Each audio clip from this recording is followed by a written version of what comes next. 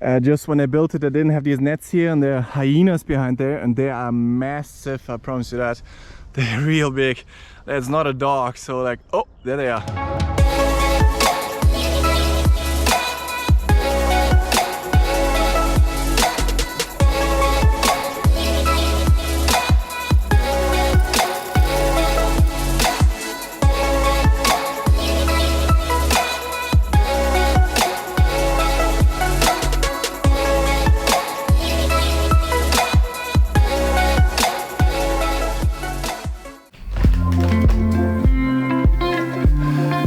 Good morning. What's up, YouTube? I hope you guys are well and everything's fine. With me for sure is. I have really great news, actually. Two of them per se. The first one I'm gonna share right now. So there are actually two major brands that you 100% know and you might already use product of that I do have a foot in the door. So that means they give me a shot and that's all I want. You know, it's not a full-blown sponsorship or anything, but it's for sure support. And for this season, that's exactly what I want to just start to work with brands that I do know already well, that I trust in, and that I know the people, and I want to get to know the people, get to know the company. In another video I talked about with sponsorship, you can check that out here. That's exactly what I want. So I do have a shot to get a real cooperation with them going, and that's all I want. I want to really prove myself that I am worthy of the brand. That's one, and that I understand how to get their product going, how to show you guys that they have great products. And if you want to try them, that's up to you obviously. But I said before that I only want to work with brands that do make me a better athlete. Anything else, to be honest, I'll just keep buying myself instead of choosing something that, even if there are people out there eventually that say, hey, we are this brand of XY product, here we give you this kind of cash.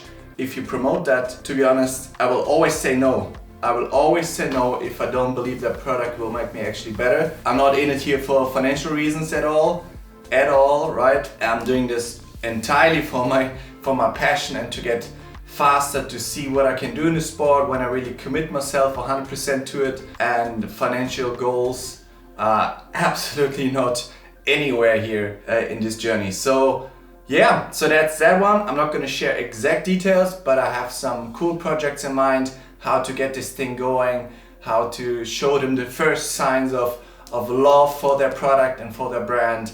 And I'm gonna give my best for this season to show those two brands that I am someone who should be on the calendar for the 2023. Yeah, I am 23 pro season, and that there should be end of the year after me hopefully delivering some good results in Frankfurt with a European title and a world title in Kona. That's to see if that happens and whatnot. But I only think about Frankfurt right now. That's on my mind all the time. And I'm super excited for that. So that's the first news. Second news I'm gonna share on the bike ride. That's what we're gonna do today. So today it's Wednesday. We have a 3-hour bike ride planned with some endurance. And into the endurance we have some smaller things for the energy system in, some 6-second sprints, a bit of over threshold work, but like really just short 45-second stuff, and some higher cadence stuff. It just breaks up the endurance stuff, but it's basically 3 hours steady endurance, nothing crazy. This one I'm gonna do on the mountain bike. It's also getting warmer here, which is super cool. Outdoors, mountain bike, those ones I do there. I avoid the road at all costs. As soon as the more specific ones for the TT bike come, I will leave super early, like very early, 5-6 a.m. to avoid traffic and have my LED in the front and back so I'm visible, and have very visible clothes as well to avoid, you know, like you see so many pros right now. It's cool to ride in Spain and the sunshine and all, but to be honest, is it worth breaking your shoulder and having an accident, which is just statistics, right? It's nothing to do with the ability of the driver.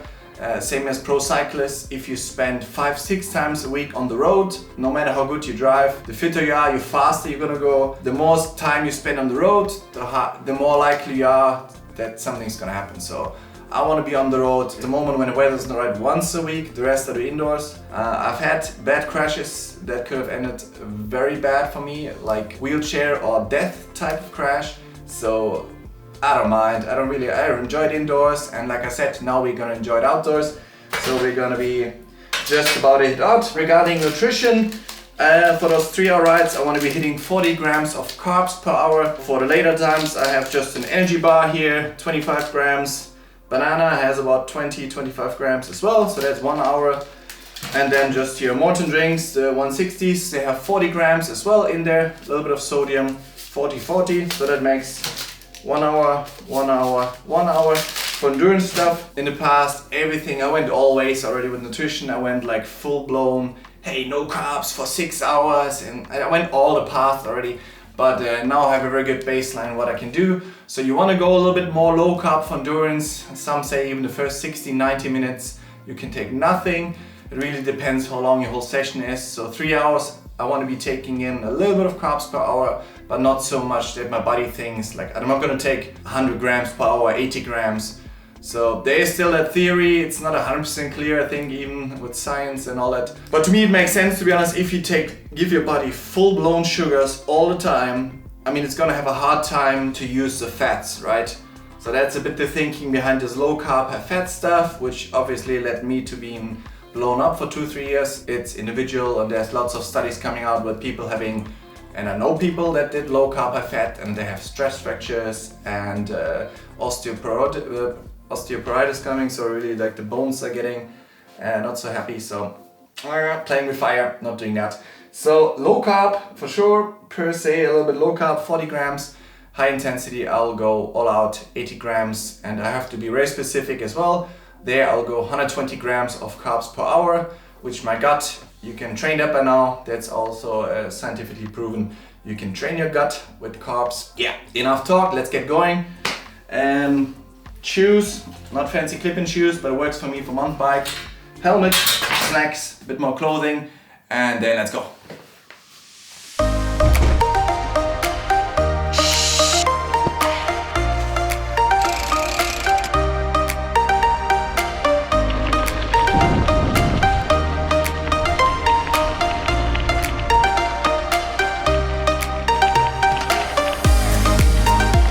Okay, made it onto the bike, into the forest. It's just a few minutes from where I live. Super cool, endless trails.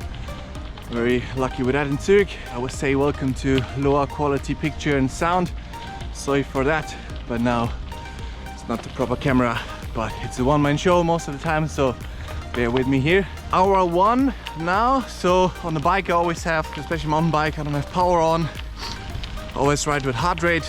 And when I have things now like the 8 times 45 seconds, which is like 110% FTP, a little bit over threshold, it's just RPE. So like just perceived exertion, not too hard for sure, and just a little activation. And then hour 2, 95 cadence, they're the same. I know what 95 cadence feels like. And then the last one, last third hour, is simple. It's just a few times 6 seconds max sprint. They don't need power anyway, so yeah.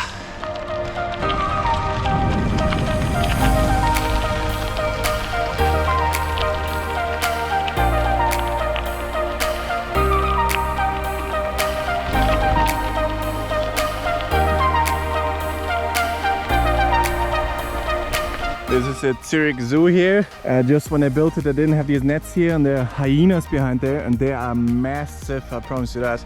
They're real big. That's not a dog, so like, oh, there they are. Not even kidding. You can't see them, they're just behind the net. It's looking at me. If that net wouldn't be there, I would be lunch for them. They are massive. Maybe you see something moving there. That's a freaking hyena right there. Woo. Get out of here.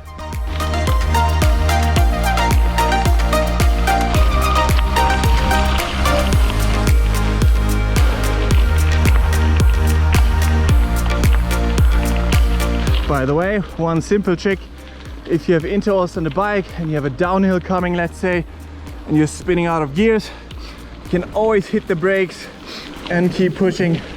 That's actually what Chris Froome did when he lived in South Africa, all flat. He didn't have hills. He rode intervals with all the way pulled brakes. So learn from the greats.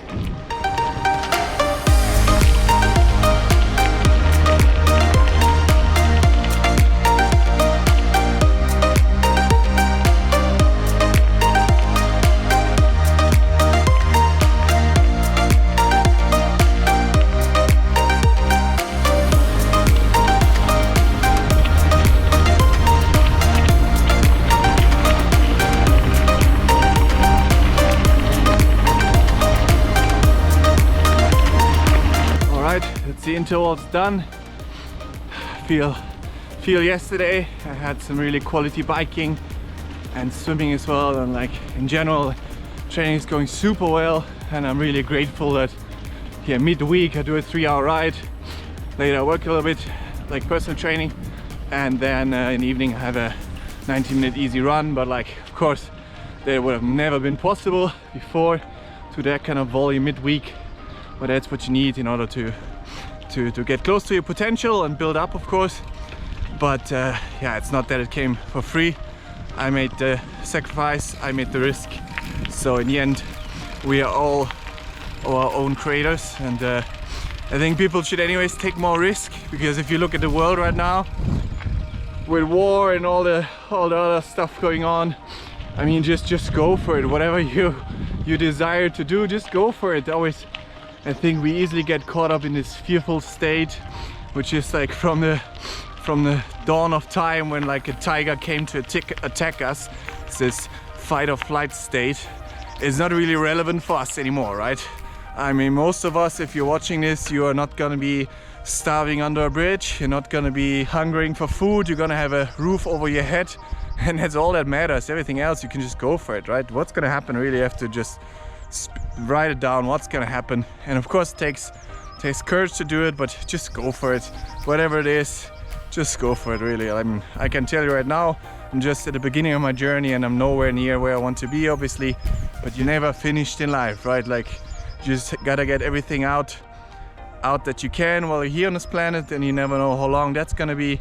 Could be until next week, unfortunately, so we never know. So really just go for it.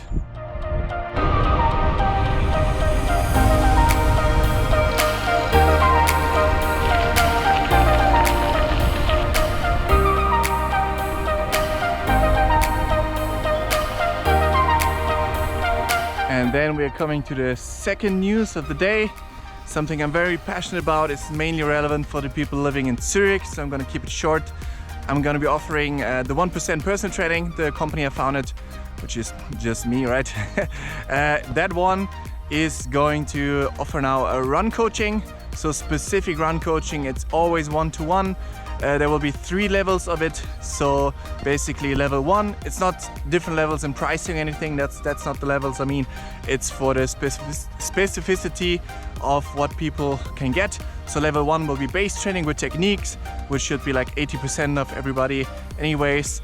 It's going to be for individuals or groups. So it could be either someone starting off in running that has injuries. I mean, I've been rehabilitating like hundreds of patients and runners coming from operations and coming from overuse injuries, and all that knowledge is something I use for myself. Obviously, I haven't been injured in over 10 years now in running, and right now I'm running 80k a week, going upwards with lots of quality, and I have no issues. And I think it has a lot to do with biomechanics, with strength in the right areas, mobility obviously, and run technique, and those things I want to be sharing. So level 1, it's going to be base training and technique. Level 2 is going to be tempo and speed work. It always depends what part of season you're in. And level 3 is going to be race specific. So there could be something like, hey, either you want to be hitting your 10k of your Ironman coming up, and you need someone that really either pushes you or helps you out. For example, race specific session is, hey, you want to be hitting that certain splits, and I'm gonna be going with you on the bike, give you your race nutrition, keep you on track, keep you motivated, so that you hit your key splits for the race specific season. So you're gonna be hitting your targets. Yeah, that's it. And looking forward to getting to know lots of people out there, working with companies as well, people that want their employees to stay healthy. And yeah, it's at your desired location in the Zurich area. And of course, there's one gym I'm gonna be working with in Zurich, and there you can also change. It's right in the middle of Zurich. Run groups from there, can have a shower, can change, and yeah, that's it. Let's keep biking.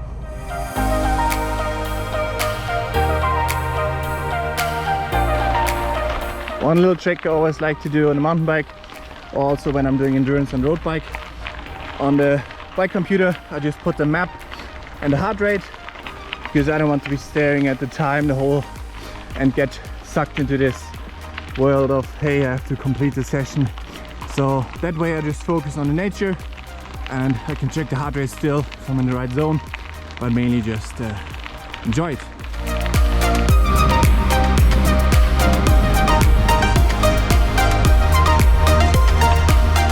Hello, hello.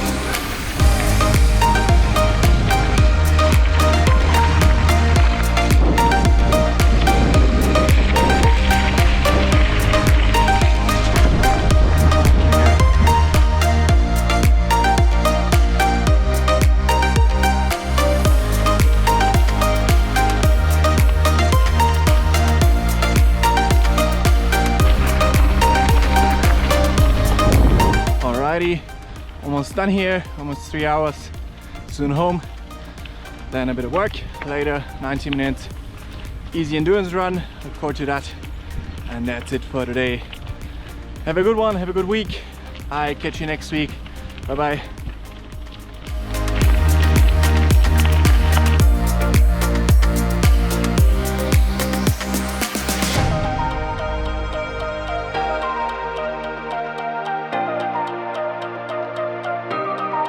Hey guys, I hope you enjoyed the video. You can really help me out if you like and subscribe, push your notification bell, comment below what you want to see next, and I see you in the next video.